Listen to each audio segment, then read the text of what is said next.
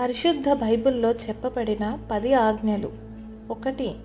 నాకంటే నీకు వేరే దేవతలు ఉండకూడదు. 2. నీవు చెక్కిన ప్రతిమను చేయకూడదు. 3. నీ దేవుడైన ప్రభువు నామమును వృధాగా తీసుకోవద్దు. 4. విశ్రాంతి దినాన్ని పవిత్రంగా ఉంచడానికి దానిని గుర్తు చేసుకోండి. 5. నీ తండ్రిని మరియు తల్లిని గౌరవించండి. 6. నీవు చంపకూడదు. 7. నీవు వ్యభిచారం చేయకూడదు. 8. నీవు దొంగలించకూడదు. 9. నీవు పొరుగువాడికి వ్యతిరేకంగా తప్పుడు సాక్ష్యం చెప్పకూడదు. 10. నీ పొరుగువాని ఇల్లు ఆశింపకూడదు.